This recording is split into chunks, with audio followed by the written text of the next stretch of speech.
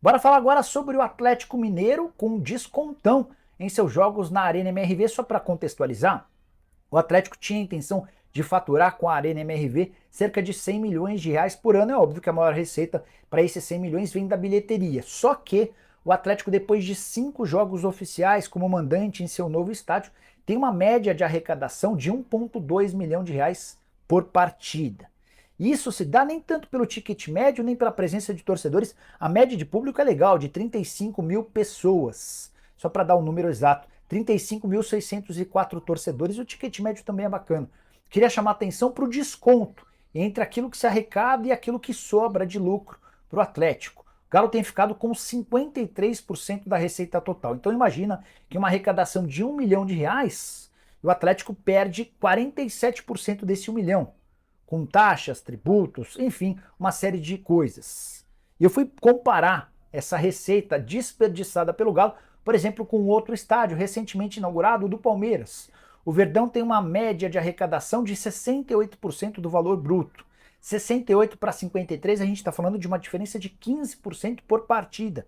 Se você pegar no final do ano, dá uma enorme diferença. E aí, só para arrematar, contei para vocês, o Atlético tem faturado cerca de 1,2 milhão por jogo líquido livre de impostos. Se você multiplicar por 40, o número estimado de jogos em casa para uma temporada inteira, você chega ao número de 48 milhões de reais. Menos na metade do que aqueles 100 milhões que eu contei para vocês que os dirigentes do Atlético sonhavam em faturar. Só para arrematar sobre Galo e Cruzeiro, cerca de 150 cadeiras quebradas por torcedores do Cruzeiro que estiveram na Arena MRV nesse domingo na vitória da Raposa.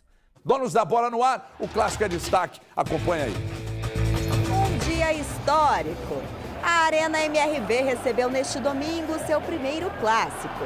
O Atlético tentava cantar de galo em seus domínios, visando o G6 do Campeonato Brasileiro. Já o Cruzeiro precisava da vitória para acalmar um ambiente tumultuado pela proximidade do Z4. Mas havia um elemento que dava indícios de como essa história terminaria. Sim, o céu estava azul e branco. E a equipe celeste começou ligada no 220. Bruno Rodrigues acertou uma bola no travessão logo no primeiro lance da partida. Do outro lado, a Arana também levou perigo nesse chute que passou rente à trave. E na volta para a segunda etapa, a Raposa esteve mais ligada ainda. Everson apareceu para defender o chute cruzado de Arthur Gomes. Na sequência, o arqueiro alvinegro fez nova intervenção nessa bomba de Lucas Silva. O time de Zé Ricardo estava criando, mas precisava de uma ajudinha para balançar as redes. Só não dava para contar que a ajuda viria do próprio adversário. O zagueiro Gemerson se atrapalhou todo na área e marcou um gol contra de cabeça. Quando a gente joga com equipe que teoricamente são as melhores que estão lá em cima, a confiança, como é que a gente costuma falar, o fato de motivacional, ele já é natural, porque está jogando com a equipe que teoricamente naquele momento é melhor que a gente, está melhor que a gente na tabela. Então tu quer dar mais, tu quer correr mais, tu quer ganhar o jogo. Quando joga com a equipe que está embaixo, você tem que respeitar mais ainda, como correndo mais que eles, jogando mais que eles.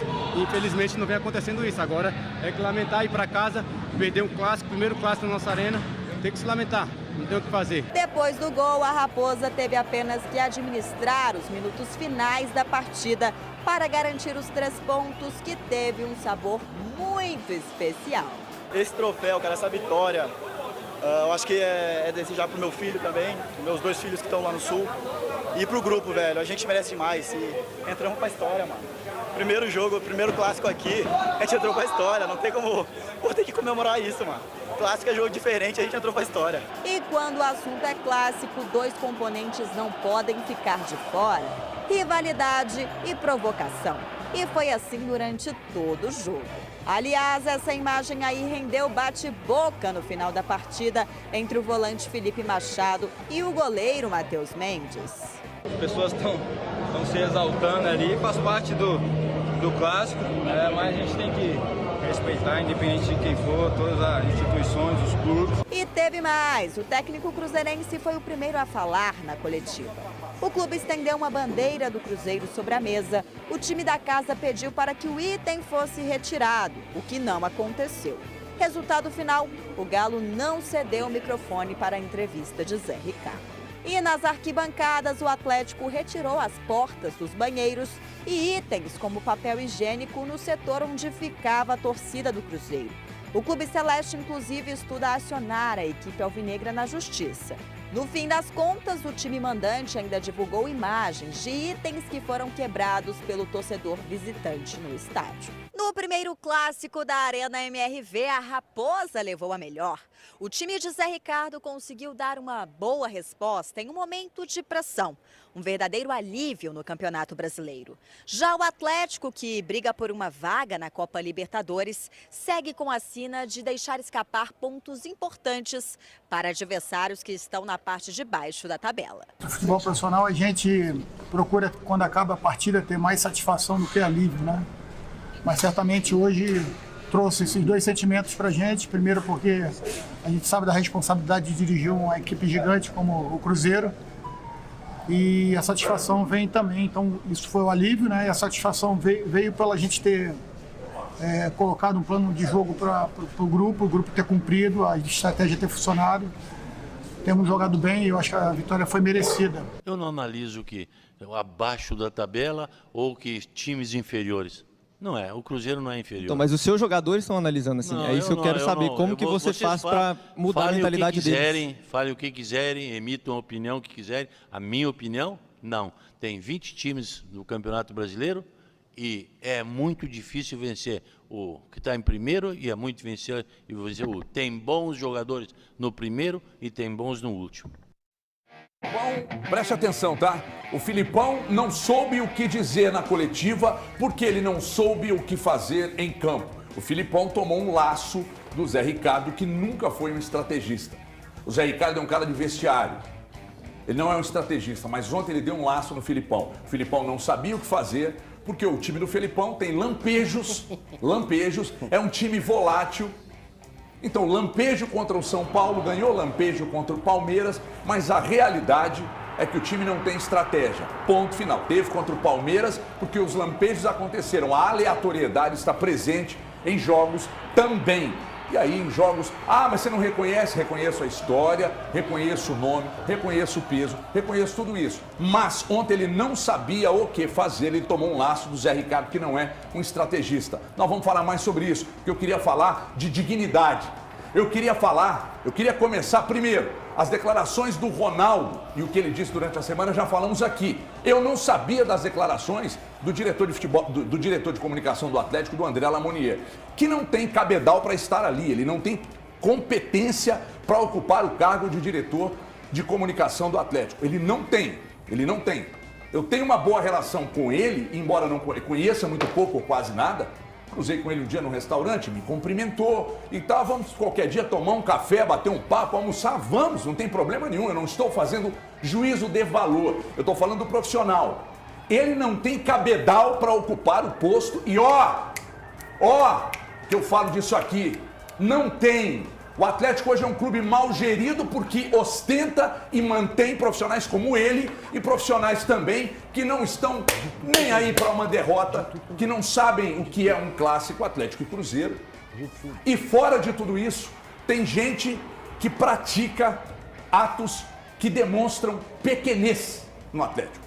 Porque esses atos cometidos aí, essas iniciativas que fizeram no Atlético, é de uma pequenez atroz. Um absurdo, porque isso aí mexe com a dignidade das pessoas. O torcedor, aquele torcedor mais quente, aquele torcedor mais ácido, ele não está nem aí, mas ele quer o tratamento que ele não quer oferecer, ele quer ter no jogo lá do Mineirão. Mas a direção de um clube de futebol do tamanho que o Atlético não pode entrar nessa pilha de tirar a porta de banheiro. Isso é indigno. Porque, vamos lá, eu tô no estádio com a minha filha. Aí minha filha tem uma dor de barriga de um lado e eu tenho do outro. Eu vou ter que passar pelo esculacho de fazer minhas necessidades num banheiro sem porta, sem papel. E aí me vem com a história de que estavam ameaçando de morte se fossem lá colocar. Chama a polícia, aponta o dedo e mostra quem ameaçou de morte. Isso é indigno. Vocês fazem uma gestão indigna no clube. Vocês não sabem o tamanho do Clube Atlético Mineiro e eu fico pensando quem decidiu isso na reunião. Quem estava na reunião? Quem apresentou a ideia? Vamos tirar as portas? Vamos proibir a cerveja sem álcool? Vamos colocar a tela? Vamos colocar o tapume? Tem mais absurdos, eu não estou lembrando, mas tem mais. Mas tem mais. Isso é um absurdo de uma pequenez atroz. Vocês estão tratando o Atlético como um joguinho de videogame.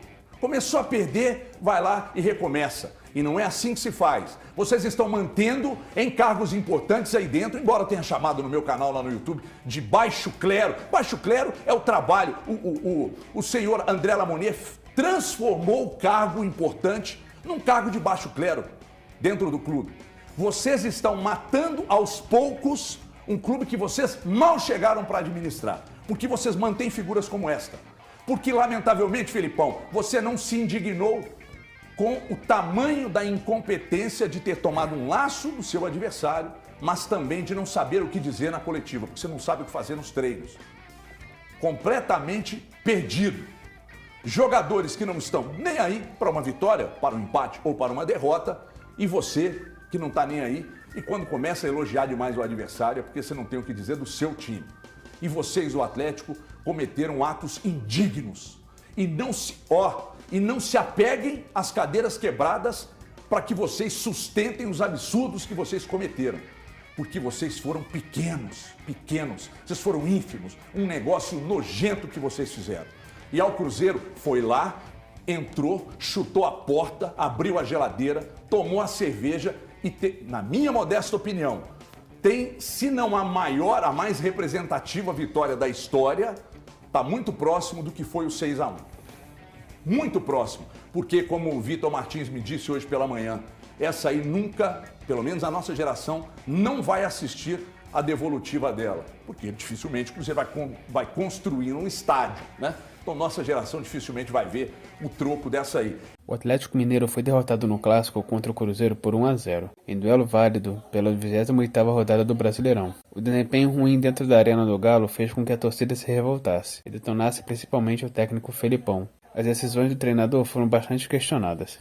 Diante não apenas do resultado negativo dentro da Arena do Galo, mas da oscilação do Atlético na temporada, muitos torcedores pedem não apenas a rescisão do treinador, mas demonstram saudades e querem o retorno do ex-técnico Cuca. Ele viveu seu ápice em 2021, quando faturou o Campeonato Mineiro e a Copa do Brasil, além do Brasileiro. Vai atrás do Cuca e deixe ele fazer o trabalho da limpeza nesse elenco. Deixe ele montar o time para 2024. Não tem opção no mercado e não vem com papo de treinador estrangeiro. Não vai dar certo. E se ele quiser, dê a Cuca a chave do CT. Escreveu um torcedor no Twitter. Você é viúva do Cuca? Sou sim. Sabe por quê? Porque ele tem pau pra bater de frente com quem não quer nada no Galo. Além de tudo, é gestor dentro e fora de campo. Ah, mas vai viver só de Cuca? Sim, não tem ninguém no mercado e se for atrás de mais um estrangeiro, e fracassa certo. E você, torcedor? Acha que a volta do Cuca seria uma boa para contornar esse período do Galo? Deixe a opinião de você nos comentários abaixo e até a próxima.